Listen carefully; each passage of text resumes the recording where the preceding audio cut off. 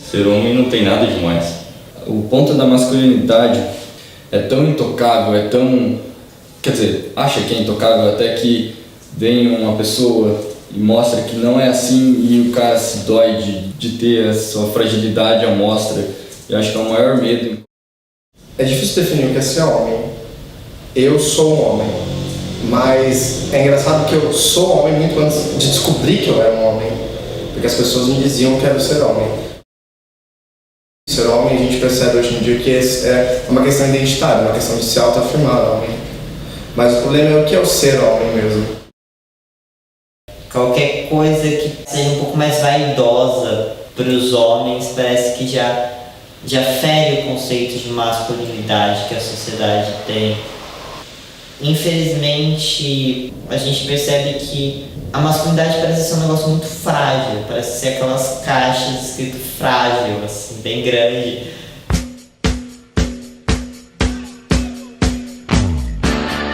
Heaven loves you, the clouds part for you, nothing stands in your way when you're a boy. Clothes always fit you, life is a pop of the cherry when you're a boy. When you're a boy, you can wear a uniform. When you're a boy, other boys check you out. You get a girl, you say your favorite things when you're a boy.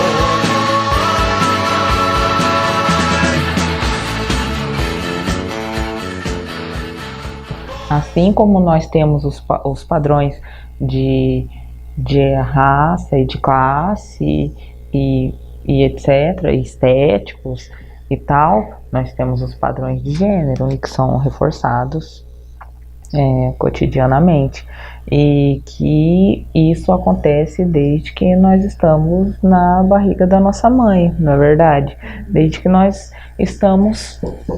nem nascemos e já estamos sendo enquadrados nas caixinhas. Tem que ser menina, tem que ser menino, e ser menina é usar o rosa, é o quartinho rosa, é a bonequinha, o menino é o quartinho azul, é o carrinho, o caminhãozinho, tudo condicionado a se levar a vida de uma determinada maneira. E a sociedade exerce essa coerção para que as pessoas se encaixem nesses padrões. Então, essa masculinidade, assim como a feminilidade, as duas são construídas. O gênero é uma construção social. Falar do conceito de masculinidade, eu acho que ainda é um tema muito difícil, né? É um tema tão debatido e discutido. Quando a gente fala sobre o conceito de feminilidade, por exemplo, né? Acredito que esse conceito ele é mais falado, discutido do que o conceito de masculinidade, né? Mas acredito eu que hoje em dia está acontecendo uma mudança, né, nessas questões, e percebo que o conceito de masculinidade está começando, né, um certo debate. Não que nunca existiu, né? Porque se a gente for olhar aí para a história, acho que desde a década de 70, 80, iniciou dentro da universidade, né, trabalhos acadêmicos sobre essa questão do masculino.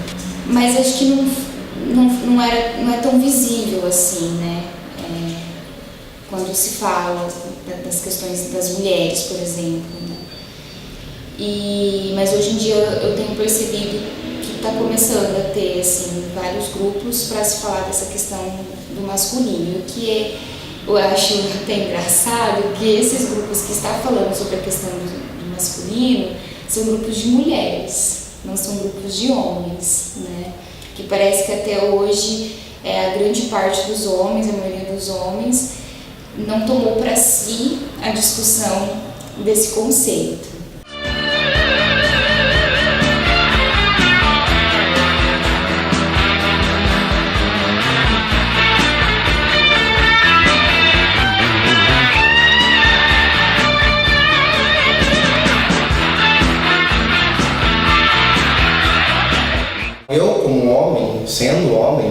Eu acredito que eu tenho a obrigação de ter conhecimento desses privilégios que minha identidade carrega consigo, sabe? As mazelas que eu tenho através disso, independentemente de ser homossexual ou não. É claro que a gente tem opressões em razão da orientação sexual, mas é sempre bom afirmar que o homem vem antes. Numa roda de conversa, às vezes é muito mais fácil outros homens me ouvirem do que ouvir outras mulheres, apesar de eu ser gay. Porque, por mais que se conteste a minha masculinidade, ela ainda está lá. A gente não tem como falar em masculinidade sem falar em feminilidade. Por quê? Porque a construção das identidades ela é feita a partir do nosso oposto. Então, a partir dessa negação, ele se forma o masculino. É assim, e da mesma forma, a partir dessa negação do masculino, se forma o feminino. Se a gente for pensar nessas formas, né? Mas isso é uma concepção binária que gera oposição e choque e padrão e também gera as caixinhas. O que é ser um homem? É ser viril, é ser ativo, é ser dominante, é ser líder, ser chefe, ser violento, entre outras coisas. Ser bruto, coisas que se opõem à feminilidade. Tem muito isso de que o homem tem que ser mais grosseiro, né? Acaba sendo o antônimo da mulher. Grosseiro, rústico, tem que se veste de qualquer jeito, vem, coloca essa calça aí mesmo, coloca uma camiseta xadrez, uma calça listrada e foda-se. E eu acho que deu pra ver que eu não sou assim, né? Então acho meio isso. Mas tá incorporado que a masculinidade vem disso, que você... Não, a mulher aceita o cara de qualquer jeito. É o jeito que ele é, a posição, a forma mais rústica e grosseira que faz o cara ser másculo. Eu acho que é isso. Sobre o conceito de masculinidade, acabo entendendo que seja um padrão de práticas que dizem e que ditam o que é ser homem. E pensando nisso, nos dias de hoje, né, nesses tempos aí que estamos, acredito que falar do que é ser homem é olhar apenas por um certo padrão. Seria o padrão do homem branco, seria o homem cis, né, o homem hétero. E em relação à questão de classe, seria o homem que a gente denomina o homem burguês, aquele que tem uma determinada classe social mais elevada, né? E a gente acaba vendo o quê? Que a maioria dos homens que não se enquadram, não se encaixam nesse padrão, eles tentam se enquadrar e se encaixar o tempo todo, né? E fazem isso de uma maneira que eu percebo assim, que não reflete, não pensa sobre si, não pensa sobre sua condição, né? Sobre essa condição do masculino. E parece que de todas as formas, de todos os jeitos, precisam se enquadrar, principalmente nessa questão de classe. No meu caso, eu acho que ser homem é uma coisa natural. Não é uma coisa que eu parei um dia para pensar. Eu acho que a única coisa que eu parei um dia para pensar foi que eu precisava, que eu sentia a necessidade de externalizar isso. Essa palavra, não é externalizar. Externalizar isso. Para mim, ser homem é ser o que eu sou. Eu acho que não daria uma definição além disso. O que me torna homem é o fato de eu me identificar como tal. Mas significa das maneiras que as relações externas, elas ditam, junto com os privilégios, elas formulam, né, elas constituem as relações sociais, as maneiras que eu me relaciono socialmente. Então, quando eu falo da maneira que as pessoas me interpretam como homem, essa leitura que elas fazem, ela não é só é uma leitura que se expande em diversos campos, no campo físico, no campo comportamental. Nessa parte ideológica, constituo um DNA de homem, eu tenho órgãos sexuais internos, externos, masculinos, eu tenho hormônios masculinos. Então, nesses aspectos físicos eu não sou contestado. Porém, no âmbito comportamental, daí já começa a fragmentar um pouco a minha masculinidade. Eu sou homem, mas eu posso ser menos homem do que outros homens. Por quê? Por causa do meu comportamento. A minha orientação sexual, ela é um fator determinante social, né? Ela determina, desde, entre aspas, do modo de vida que as pessoas falam homossexual, mas elas determinam os meus tipos de amizade, os meus relacionamentos. Então é o comportamento, né? Então, por mais que na parte comportamental eles fragmentam, eles inferiorizam a minha masculinidade, no fato de eu ser gay, ainda assim ela está lá. Ainda assim ela está lá. Então isso, seja no fator biológico, no fator comportamental, nessas interpretações, nessas leituras que as pessoas fazem sobre quem eu sou, através desses símbolos, me atribui privilégios. Eu cresci, eu fui criado como um homem, a figura de homem que as pessoas majoritariamente têm, que é o homem viril, heterossexual. Eu fui criado dessa maneira. Eu fui criado a sentar de pernas abertas, fui criado a não ser censurado em falar palavrão, em pegar as menininhas, enfim, crescer livremente como um menino deveria crescer, que é correndo, jogando bola, pulando, que é uma educação que a gente vê que é contrária à educação que dão as meninas. É o cara que é o chefe de família, é o protetor, vamos dizer assim. Cara, eu acho nesse ponto que isso não tá errado, o cara tomar algumas direções assim na família. Tô no ponto de vista de um pai de família ou do homem da casa. Claro que isso não tem nada a ver com a questão de feminismo, mas a compreensão de masculinidade é, às vezes, tomar a frente em algumas situações de forma um pouco mais racional, que eu vejo que o homem tem um pouco mais isso, e somente isso, a questão de tomar a frente de eu.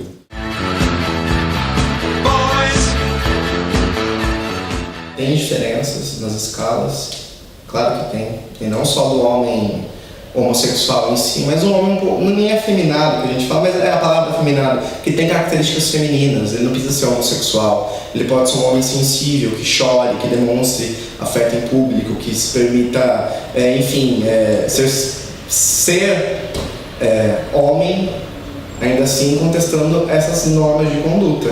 E assim como nós, homens homossexuais, também pagam preço por isso. É terrível, porque se os indivíduos não se encaixam num padrão ou em outro, o que eles são?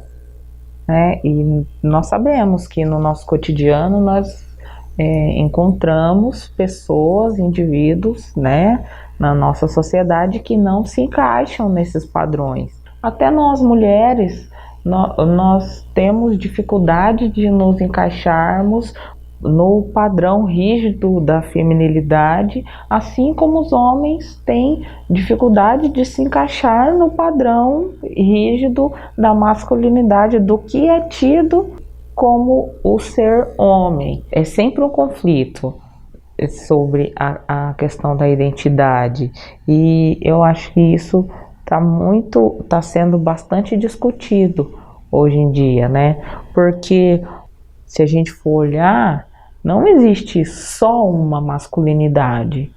Existe esse estereótipo do masculino, esse estereótipo construído do que é ser homem. São várias as formas que existem de construir essa masculinidade e que se dá de forma diferente para cada indivíduo, e que é difícil a gente tentar impor.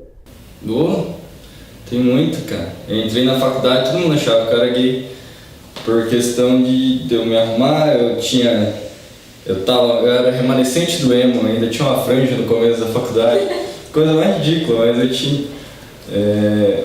E o pessoal achava que eu era um homossexual. E acho que, nossa, bem de antes até hoje em dia, acho assim, eu gosto muito de ir em balada gay, porque pra mim é a melhor balada que tem. E não dá nada, porque tipo, isso não muda o que eu sou. Os caras vêm dar em cima de mim na balada gay e, tipo, eu tô suscetível a isso e eu acho tudo bem, entendeu? Então, eu acho que o preconceito em que a forma que o cara se veste não é daquela forma grosseira, que não faz academia pra ficar fortão e colocar aquelas roupas topzinho da balada, eu acho isso bem errôneo. A roupa, ela não tem gênero, ela não é... Você não vai perguntar pra uma roupa se ela é menina ou se ela é menina, ou qualquer outro gênero. Você não vai chegar numa roupa e, tipo, qual o seu gênero, qual o pronome de tratamento que eu uso pra você. Então, a roupa é de menino se tiver um menino, é uma roupa de menina se tiver uma menina, independente disso. Boys,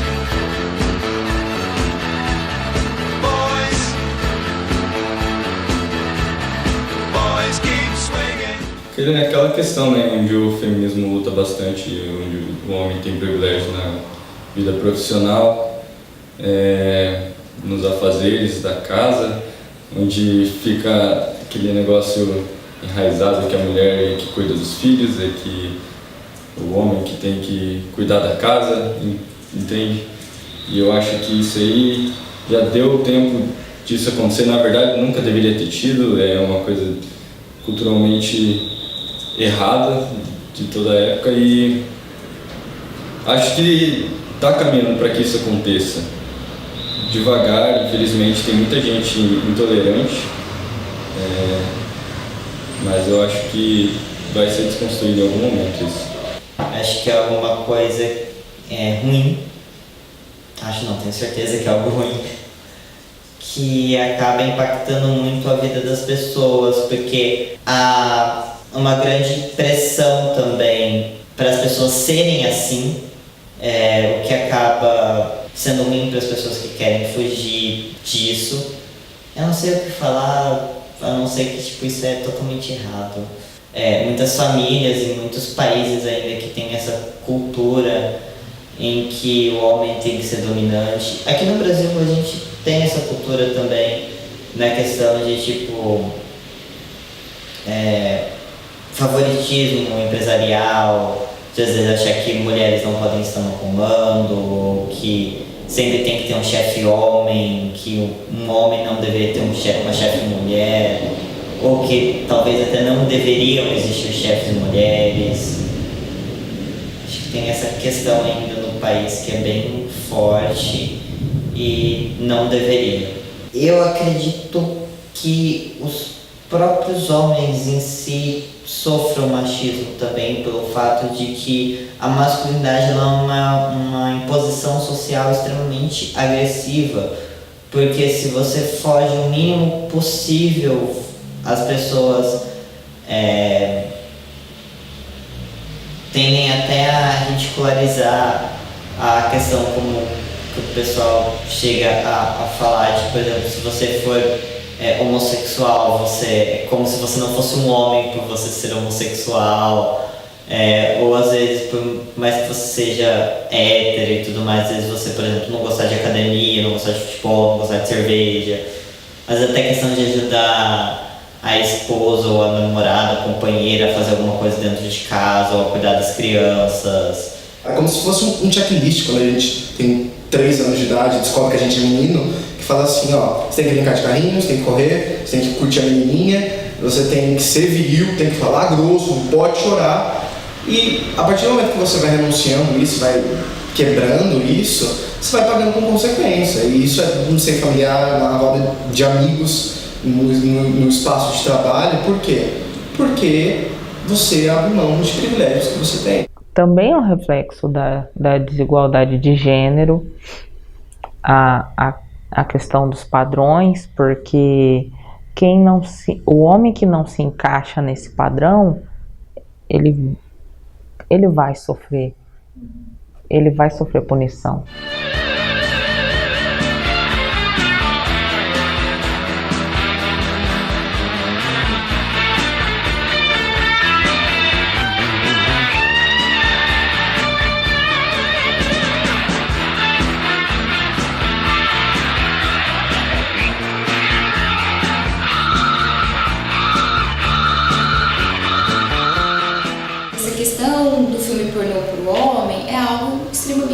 normal, né? E o homem parece que o homem que não assiste a filme pornô, assim, a gente chega realmente, sabe, essa ideia de que não é homem, entendeu?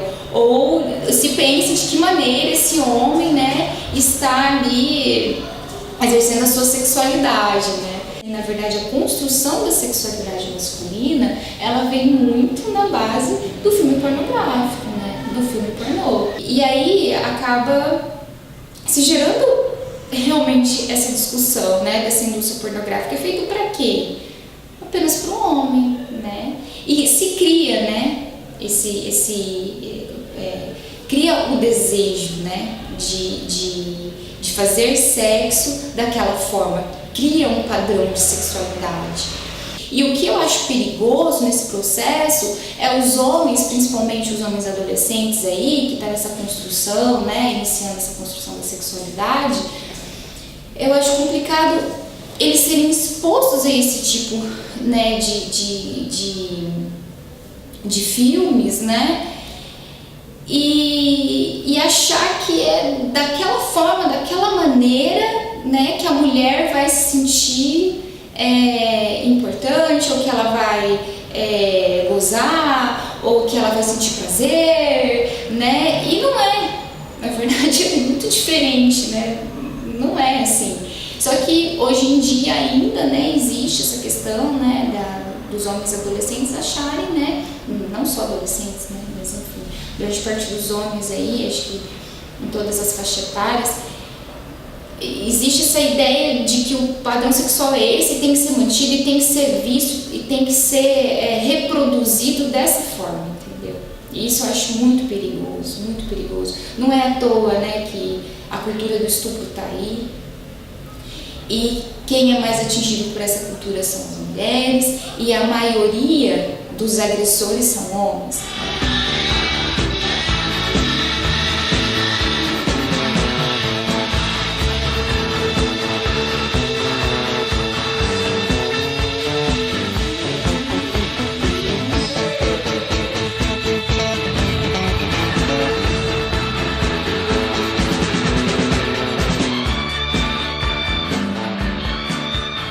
Assim como na sociedade cis existem pessoas que pensam de formas diferentes, na comunidade trans também é assim.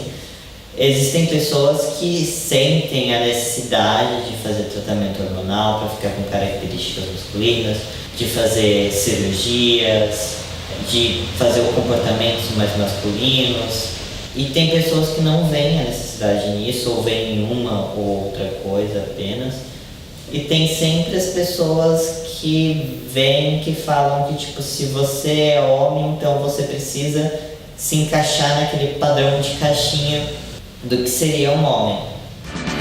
When you're a boy, you can wear a uniform.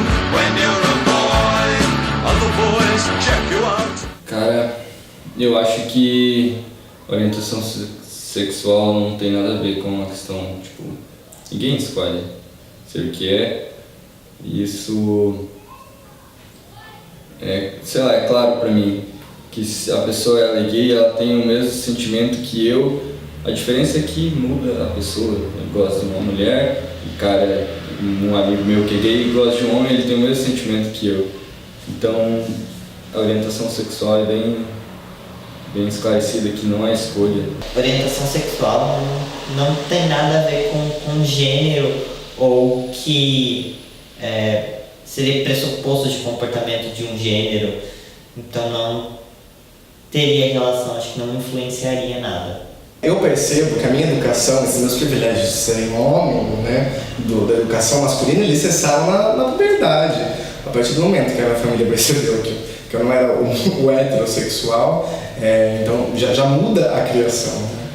Nós, como homens héteros, na educação, né, que somos criados para sermos homens héteros, nós temos muita liberdade de sair de casa para curtir a noite na adolescência, de não ter hora para voltar, de poder beber, de pegar as meninas. Então isso já começa a se restringir no momento que a gente se assume homossexual, né? A partir do momento que nossa orientação sexual ela é estigmatizada a esse ponto. É complicado a gente Por mais que seja homem, a gente também tem restrições por isso, porque a gente realmente abre mão de uma parte do que nossa identidade deveria ser, do ser homem, igual eu tô falando, que a gente é um homem viril, heterossexual. A partir do momento que a gente anuncia isso, a gente tem que sofrer as consequências. You'll get your share when you're a boy. Eu demoro muito para me arrumar, a minha namorada fica de cara comigo.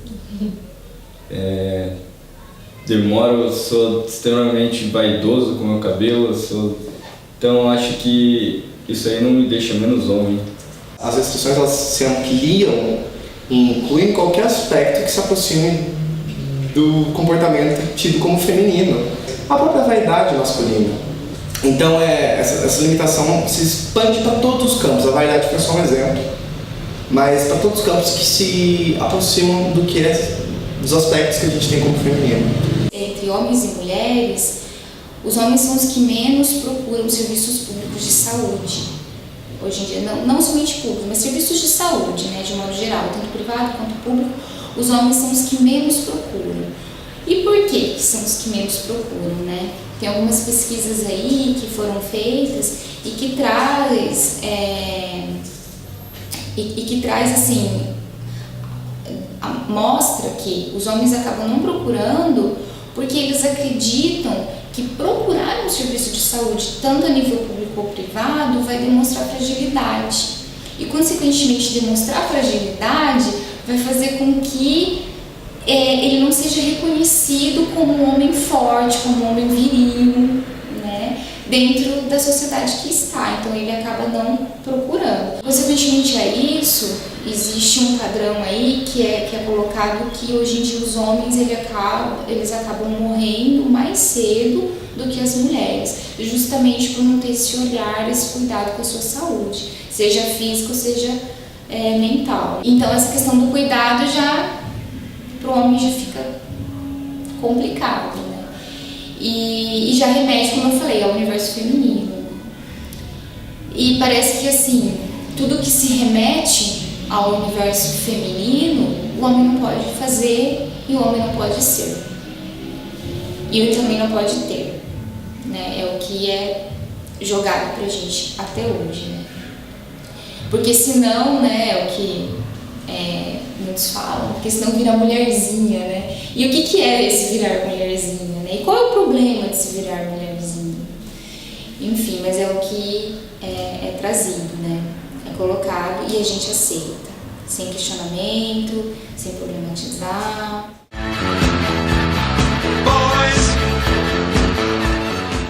A minha família, ela segue um padrão tradicional. Tipo, eu tenho 2 irmãos, uma irmã de 18 anos e um irmão de 21. E meu pai sempre foi o homem da casa. A minha mãe começou, meus pais estão casados há 20 e poucos anos, mas minha mãe começou a trabalhar no ano passado só, entende? Só meu pai trabalhava, minha mãe era uma dona de casa qualquer, então enraizava essa questão em que o homem era o líder e a masculinidade dele é intocável. Esse papel de mantenedor, de chefe da família, de dominante e tal, na prática, na maioria das famílias, na maioria dos lares, não se configura, certo? Mas no plano simbólico, no plano das ideias, assim, ele ainda persiste. E essas instituições que têm esse molde mais conservador, elas tendem a forçar para que esse modelo sobreviva. Por quê? Porque foi a partir desse molde alicerçado no homem como líder que essas instituições foram construídas, certo? Que para mim a maior mesmo é a igreja. Eu vou falar pela minha religião, onde a que eu conheço, que eu posso falar melhor, mas onde, nos sacramentos da igreja, no você é taxado como o pai de família, o líder, o protetor, e isso faz a imagem que o homem segue sendo a ponta disso, até porque são padres e não pode mulheres, sabe?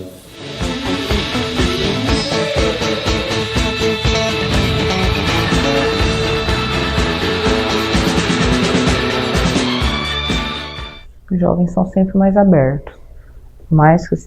Por mais que existam jovens conservadores, sim, os jovens são sempre mais abertos para experiências, para vivências, para experimentar.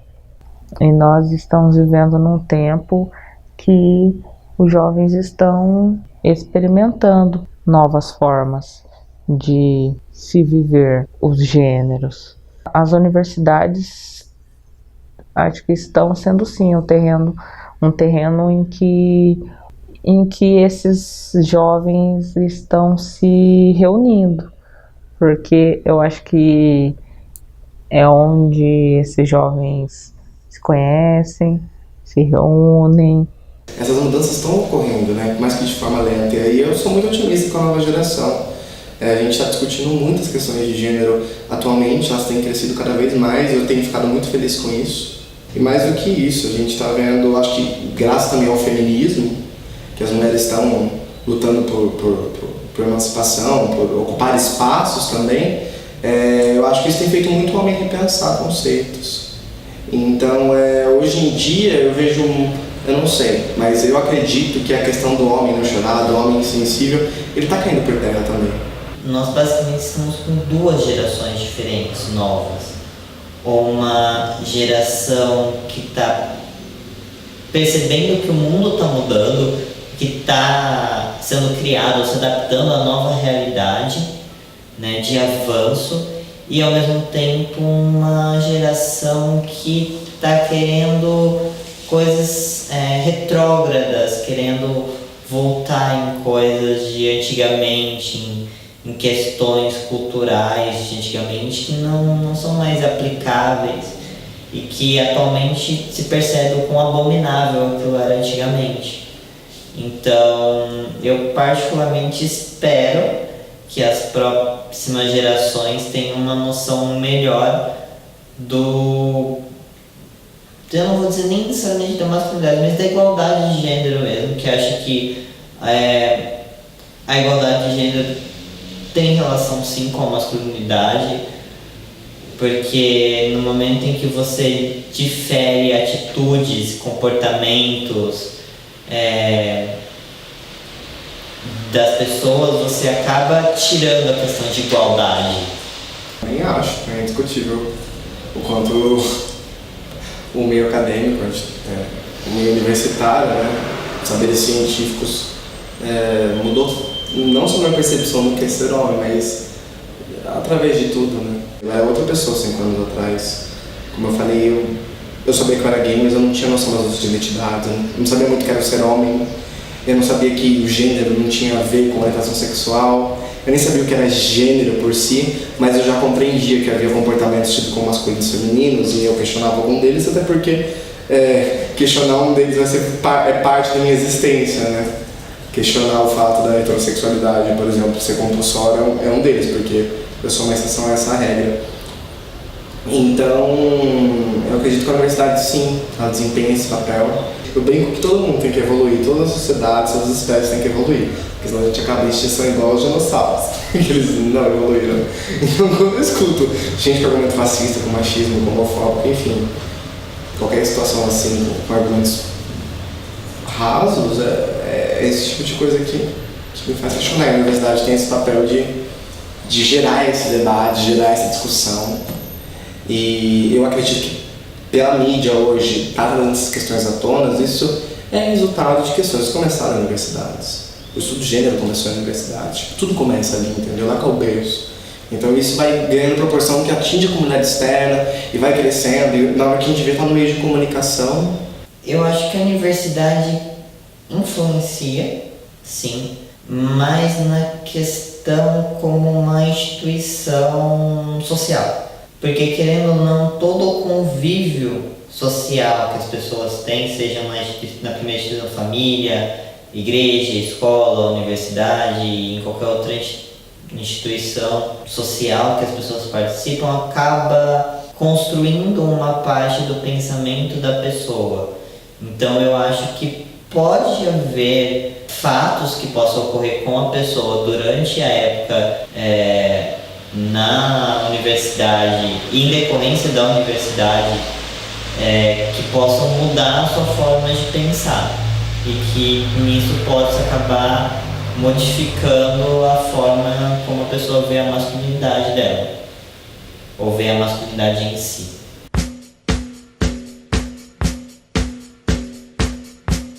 Eu acho que as novelas e as mídias, as produções, no geral, elas refletem o que tem na nossa sociedade. Sempre aparece lá o personagem escroto, que é o estereótipo do machão, é o super masculino, é a masculinidade, né? Encarnada, né? O machão, peludo, coça o saco, não sei o que, tal, chega em casa, vai lá, bebe, bate na mulher, não sei o que, tal. Daí o cara é um escroto, daí, nossa, pronto, é o personagem. Vai todo mundo crucificar o personagem. Beleza, mas tá acontecendo ali do lado dele e ele não... A pessoa não tá vendo, mas ela tá crucificando o personagem, sabe? É uma coisa muito... É complexo. É muito difícil os homens conversarem sobre essas questões com os outros homens. É muito difícil um homem chegar num amigo, homem, e dizer assim, olha, eu acho que você tem que repensar essa questão de você ficar batendo na sua mulher. Eu acho que você tem que repensar essa questão de você não assumir de fato os seus filhos, sabe? De você não dividir igualmente o cuidado, né, dos seus filhos, sei lá, com a sua mulher ou com a mãe dos seus filhos, né, enfim, com quem cuida dessas crianças. E eu vejo que é muito difícil isso, é muito complicado, assim, o homem não consegue conversar com outro homem em relação a isso, entendeu?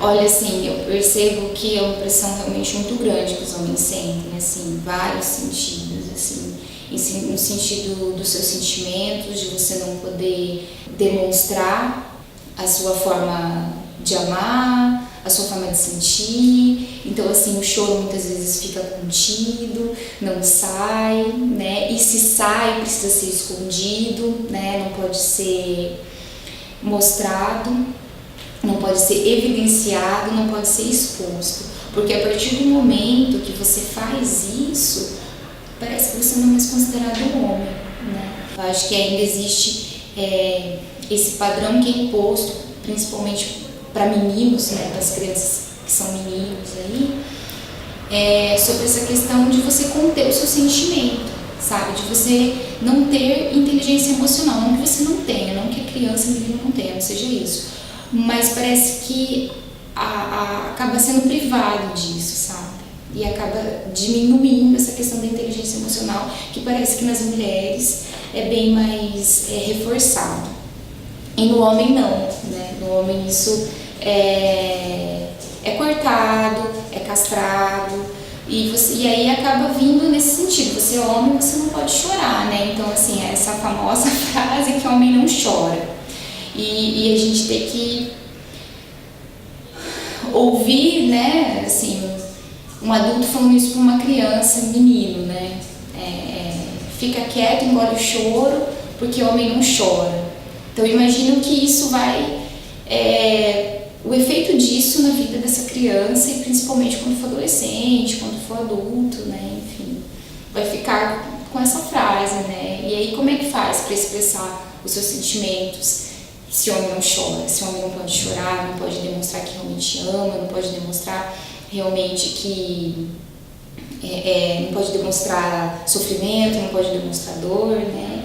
Os homens não veem isso aí como um grande problema.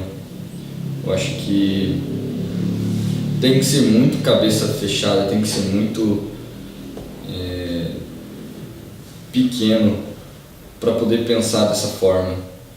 Então, um cara que se abala com emoções, ele não é um problema. Porque, cara, imagina você ter um filho, você vê ele nascendo, você não vai se comover porque você acha que isso aí não é másculo, entende? A questão dessa noção de sentimento, acho que ela é muito ligada à virilidade, né?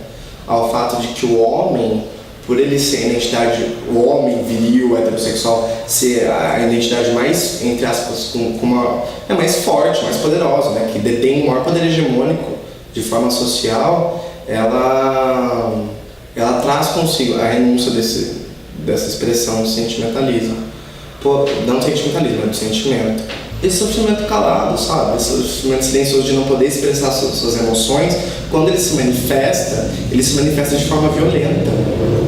Porque todo mundo precisa expressar os sentimentos, né, de alguma forma ou de outra. E isso acaba reproduzindo maior violência.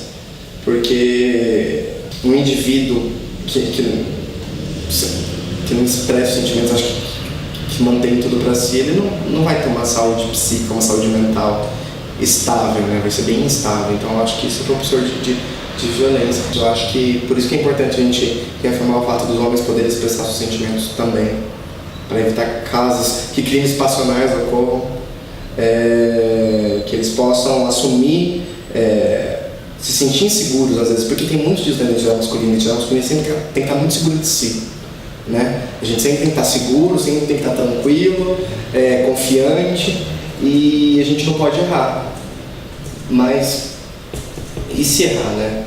Como um homem vai assumir que errou? A gente vê isso, os homens. É difícil o homem assumir erro, eu me incluo nisso às vezes. A gente não fala, errei, desculpa. A gente sempre bota uma desculpa, joga pra outra pessoa, joga pra mulher, porque a gente não é educado a falar erramos, a gente não é educado a pedir desculpa.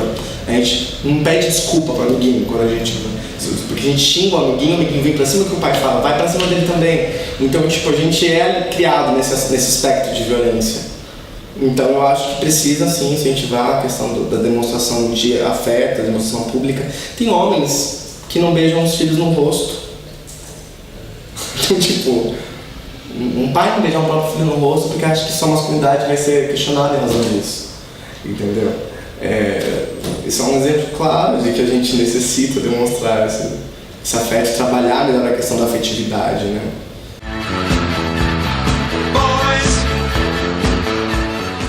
Eu sempre defendi a ideia de que realmente deve haver igualdade de gêneros, porque não tem diferença prática entre capacidades mentais ou físicas. Por mais que possam dizer que a mulher é mais fraca, não necessariamente. Tem muita mulher que é muito mais forte do que muito homem.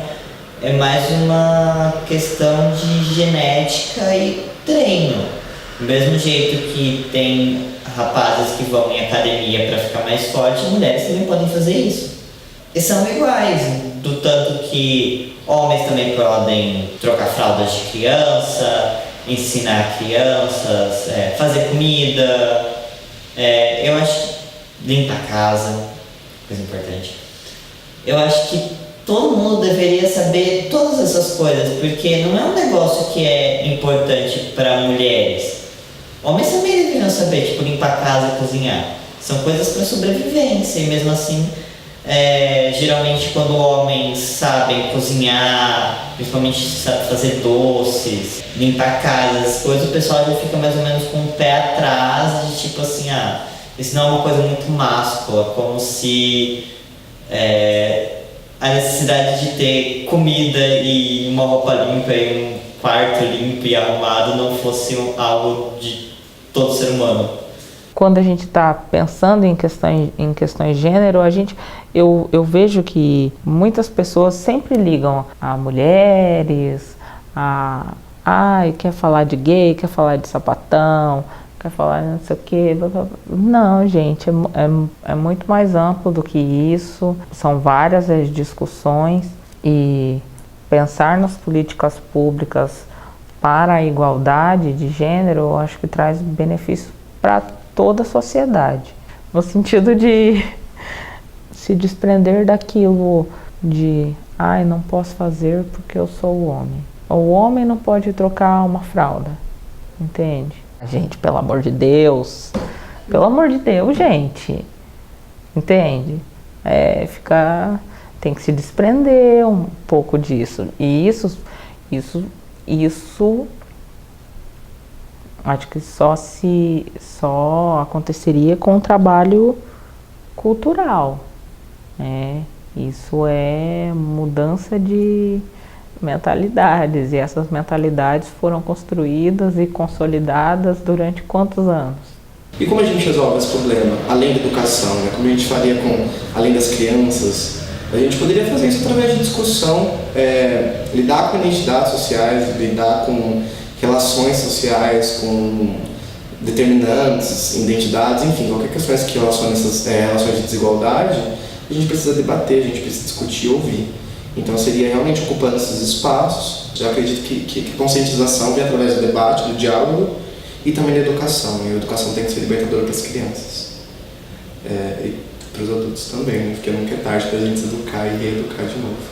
Eu acho que a partir do momento que os homens começarem a questionar esses padrões vigentes, questionar essas formas, sabe, que são colocadas para eles, esses padrões de masculinidade, eu acho que a gente, assim, nossa, vai ter uma discussão muito bonita, assim, muito ampla, muito potente, né? E eu acho que falta muito essa discussão no universo masculino. E o que eu vejo, né, em relação a essa falta dessa discussão, eu vejo que os homens, eles não conseguem falar e debater sobre si, entre si, essas questões, sabe?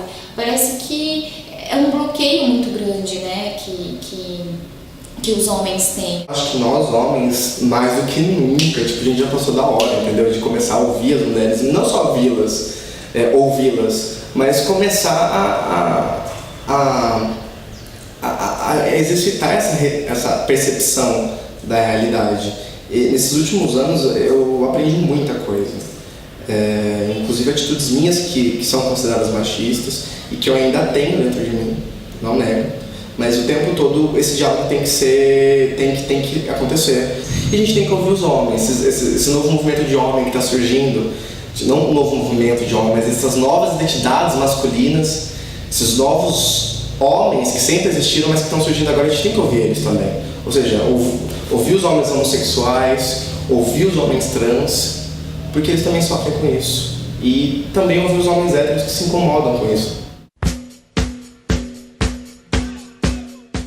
Esse modelo binário, né, que é oposto, ou é feminino ou é masculino, ou é a masculinidade ou é a feminilidade. Gente, não, né, essa coisa das caixinhas certinhas, bem definidas, rígidas, tem tanta coisa aí no meio, né, e que está muito presente na nossa sociedade. Está havendo muita discussão sobre a transexualidade, né, e a questão até da orientação sexual e tal, e também sobre a expressão de gênero.